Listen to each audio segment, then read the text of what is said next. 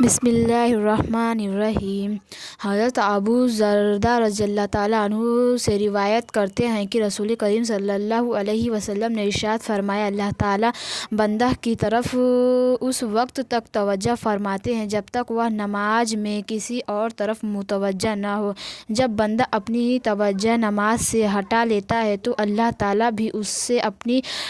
توجہ ہٹا لیتے ہیں۔ حضرت خدیجہ رضی اللہ تعالیٰ عنہ سے روایت ہے کہ نبی کریم صلی اللہ علیہ وسلم نے ارشاد فرمایا، آدمی جب نماز پڑھنے کے لیے کھڑا ہوتا ہے تو اللہ تعالیٰ اس کی طرف پوری توجہ فرماتے ہیں یہاں تک کہ وہ نماز سے فارغ ہو جائے یا نماز میں کوئی ایسا عمل کر لے جو نماز کی خشوع کے خلاف ہو۔ حضرت ابو ذر رضی اللہ تعالیٰ عنہ سے روایت ہے کہ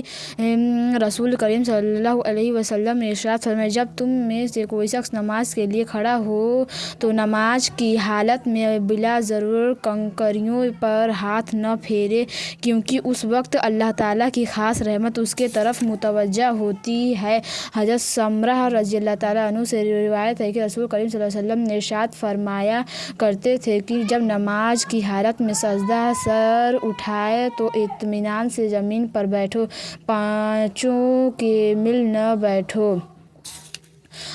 حضرت ابن عباس رضی اللہ تعالیٰ عنہ سے روایت ہے کہ نبی کریم صلی اللہ علیہ وسلم نے ارشاد فرمایا، فرض نماز کی مثال تراجو کی سی ہے، جو نماز کی پوری طرح ادا کرتے ہیں اس کو پورا اجر ملتا ہے۔ حضرت عائشہ رضی اللہ تعالیٰ عنہا سے روایت ہے کہ میں نے رسول صلی اللہ علیہ وسلم سے پوچھا کہ نماز میں ادھر ادھر دیکھنا کیسا ہے؟ ارشاد فرمایا، یہ شیطان کی آدمی کی نماز ہے، اچک لینا ہے۔ اللہ تعالیٰ کا ارشاد ہے، ایمان والو، جب تم نماز کے لیے اٹھو تو پہلے اپنے منہ کو اور کہنیوں تک اپنے ہاتھوں کو دھو لیا کرو اور اپنے سروں کا مسح کر لیا کرو، اپنے پاؤں بھی ٹخنوں تک دھو لیا کرو۔ حضرت ابو ہریرہ رضی اللہ تعالیٰ عنہ سے روایت ہے کہ رسول کریم صلی اللہ علیہ وسلم نے ارشاد فرمایا، میری امت قیامت کے دن اس حال میں بلائی جائے گی کہ ان کے ہاتھ، پاؤں اور چہرے وضو میں دھلنے کی وجہ سے روشن اور چمکدار ہوں گے، لہٰذا جو شخص اپنی روشنی کو بڑھانا چاہتا ہے وہ اسے چاہے کہ وہ اسے پڑھائے۔ حضرت عثمان بن عفان فرماتے ہیں کہ میں نے رسول صلی اللہ علیہ وسلم کو ارشاد فرماتے ہوئے سنا، جو بندہ کامل وضو کرتا ہے، یعنی ہر عضو کو اچھی طرح 3 مرتبہ دھوتا ہے، اور اللہ تعالیٰ اس کے اگلے پچھلے سب گناہ معاف فرما دیتے ہیں۔ حضرت ابو امامہ سے روایت ہے کہ رسول کریم صلی اللہ علیہ وسلم نے ارشاد فرمایا، جب بھی جبریل میرے پاس آئے مجھے مسواک کرنے کی تاکید کیا ہے تاکہ مجھے اندیشہ ہونے لگے کہ مسواک سے زیادہ کرنے کی وجہ سے میں اپنے مسوڑوں کی چھیل نہ ڈالوں۔ اللہ تعالیٰ کی مسجدوں کو آباد کرنا انہی لوگوں کا کام ہے جو اللہ تعالیٰ پر اور قیامت کے دن پر ایمان لائے اور نماز کی پابندی کی اور زکوٰۃ دی، اللہ تعالیٰ پر ایسا توکل کیا سوائے اللہ تعالیٰ کی اس کی نہ ڈرے۔ ایسے لوگوں کے بار بار امید ہے کہ یہ لوگ ہدایت پانے والوں میں سے ہوں گے، یعنی اللہ تعالیٰ نے انہیں ہدایت دینے کا وعدہ فرمایا ہے۔ حضرت حذیفہ سے روایت ہے کہ رسول کریم صلی اللہ علیہ وسلم نے ارشاد فرمایا، جب تہجد کے لیے اٹھو تو مسواک سے اپنے منہ کو اچھی طرح سے رگڑ کر صاف کر لیا کرو۔ حضرت عمر بن خطاب فرماتے ہیں، میں نے رسول صلی اللہ علیہ وسلم کو ارشاد فرماتے ہوئے سنا، جس نے مسجد بنوائی جس میں اللہ تعالیٰ کا نام لیا جاتا ہے تو اللہ تعالیٰ اس کے لیے جنت میں ایک محل بنا دیتے ہیں۔ حضرت ابو سعید سے روایت ہے کہ رسول صلی اللہ علیہ وسلم نے ارشاد فرمایا، جب تم کسی کو اکثر مسجد میں آنے والا دیکھو تو اس کا ایماندار ہونے کی گواہی دو۔ اللہ تعالیٰ کا ارشاد ہے، حضرت ابو ہریرہ سے روایت ہے کہ نبی کریم صلی اللہ علیہ وسلم نے ارشاد فرمایا جو مسلمان نماز اور اللہ تعالیٰ کے ذکر کے لیے مساجد کو اپنا ٹھکانہ بنا لیتا ہے تو اللہ تعالیٰ اس سے ایسے خوش ہوتے ہیں جیسے گھر کے لوگ اپنے کسی غم شدہ کے واپس آنے کی خوشی مناتے ہیں۔ حضرت ابو درداء سے روایت ہے کہ رسول کریم صلی اللہ علیہ وسلم نے ارشاد فرمایا مسجد ہر متقی کا گھر ہے اور اللہ تعالیٰ نے اپنے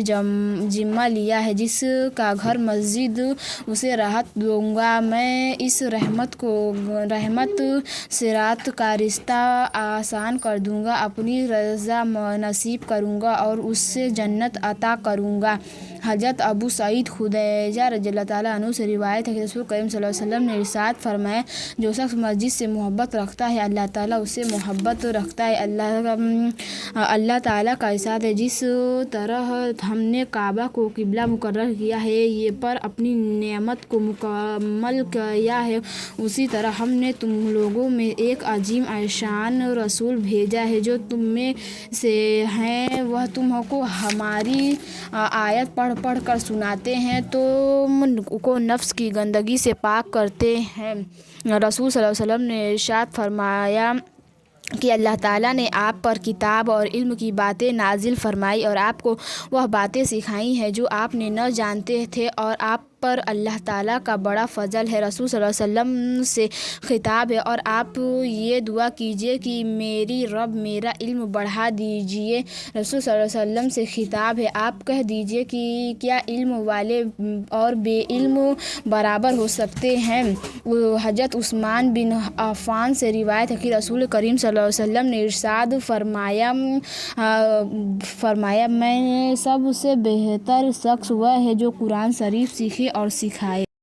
حضرت عائشہ رضی اللہ تعالیٰ عنہ سے روایت کرتی ہیں کہ رسول صلی اللہ علیہ وسلم نے ارشاد فرمایا جس شخص نے اپنی بیٹیوں کے کسی معاملہ کی ذمہ داری اور ان کے ساتھ اچھا سلوک کیا تو بیٹیاں اس کے لیے دوزخ کی آگ سے بچاؤ کا سامان بن جائیں گی۔ حضرت ابو سعید خدری سے روایت ہے کہ رسول کریم صلی اللہ علیہ وسلم نے ارشاد فرمایا جس شخص کے 3 بیٹیاں یا 3 بہنیں ہوں یا 2 بیٹیاں یا 2 بہنیں ہوں وہ ان کے ساتھ اچھا معاملہ رکھے اور ان کے حقوق کے بارے میں اللہ تعالیٰ سے ڈرتا رہے تو اس کے لیے جنت ہے۔ حضرت عبداللہ بن عمر رضی اللہ تعالیٰ عنہ سے روایت ہے کہ رسول کریم نے ارشاد فرمایا اپنے مسلمان مردوں کی خوبیاں بیان کیا کرو اور ان کی برائیاں نہ بیان کیا کرو۔ حضرت مغیرہ بن شعبان فرماتے ہیں کہ رسول صلی اللہ علیہ وسلم نے ارشاد فرمایا مردوں کو برا بھلا مت کہو کیونکہ اس نے تمہیں زندہ کو تکلیف پہنچے گا۔ حضرت عاجب رضی اللہ تعالیٰ عنہ سے روایت کرتے ہیں کہ رسول صلی اللہ علیہ وسلم نے ارشاد فرمایا برتن سواد۔ حضرت حذیفہ فرماتے ہیں کہ رسول کریم صلی اللہ علیہ وسلم نے ارشاد فرمایا جب رات کو اپنے بستر پر لیٹو تو اپنا ہاتھ اپنے رخسار کے نیچے رکھتے پھر یہ دعا پڑھتے اللہم بسمک اموت و احیا اے اللہ آپ کا نام لے کر مرتا ہوں یعنی سوتا ہوں اور زندہ ہوتا ہوں یعنی جاگتا ہوں اور جب بیدار ہوتے تو یہ دعا پڑھتے الحمدللہ الذی احیانا بعد ما اماتنا والیہ النشور۔ تمام تعریفیں اللہ تعالیٰ کے لیے ہیں جس نے ہمیں مار کر زندہ کیا اور ہم کو انہی کی طرف قبروں میں اٹھ کر جانا ہے۔ حضرت قادہ فرماتے ہیں مجھے یہ بات پہنچی کہ رسول صلی اللہ علیہ وسلم نے ارشاد فرمایا جب نئے چاند کو دیکھو تو 3 بار فرماتے تھے۔ حضرت ابو ہریرہ روایت کرتے ہیں کہ نبی کریم صلی اللہ علیہ وسلم نے ارشاد فرمایا جب لانگ ویڈیو حضرت ابو ہریرہ سے روایت ہے کہ رسول صلی اللہ علیہ وسلم نے ارشاد فرمایا غریبوں سے محبت کرو اور ان کے ساتھ بیٹھو، عربوں سے دل سے محبت کرو اور جو عیب تم میں موجود ہے وہ تمہیں دوسروں پر تعین و تشہیر کرنے سے روک دو۔ حضرت انس فرماتے ہیں کہ رسول صلی اللہ علیہ وسلم نے ارشاد فرمایا بہت سے پران گندہ بال کرد آلو پرانی چادروں والے لوگوں کے دروازے سے ہٹائے جانے والے اگر اللہ تعالیٰ کے بھروسے پر قسم کھا لے تو اللہ تعالیٰ ان کے قسم کو ضرور پورا فرمائیں گے۔ حضرت سہل بن سعدہ فرماتے ہیں کہ رسول صلی اللہ علیہ وسلم کے سامنے سے گزرے تو آپ نے اپنے پاس بیٹھے ہوئے آدمی سے پوچھا، تمہارے اس شخص کے بارے میں کیا رائے ہے؟ انہوں نے عرض کیا، معذرت لوگوں میں سے ہے، اللہ تعالیٰ کی قسم اس قابل ہے کہ اللہ کہیں نگاہ کا پیغام دیتے تو قبول کیا جائے اور کسی کی سفارش کرتے تو سفارش قبول کی جائے۔ آپ یہ سن کر خاموش ہو گئے۔ اس کے بعد ایک اور صاحب سامنے سے گزرے۔ آپ نے اس آدمی سے پوچھا، تمہاری اس شخص کے بارے میں کیا رائے؟ اس آدمی نے عرض کیا، یا رسول اللہ، ایک غریب مسلمان ہے، اگر کہیں نکاح کا پیغام دے تو قبول نہ کیا جائے، کسی کی سفارش کرے تو قبول نہ کیا جائے، اور اگر بات کہے تو اس کی بات نہ سنی جائے۔ آپ صلی اللہ علیہ وسلم نے ارشاد فرمایا، اگر پہلے شخص جیسوں سے ساری دنیا بھر جائے تو بھی ان سب سے یہ شخص بہتر ہے۔ حضرت ابو ہریرہ روایت کرتے ہیں کہ رسول صلی اللہ علیہ وسلم نے ارشاد فرمایا، اللہ تعالیٰ کے یہاں ایک شخص کے لیے ایک بلند درجہ مقرر ہوتا ہے، لیکن وہ اپنے عمل کے ذریعے اس درجے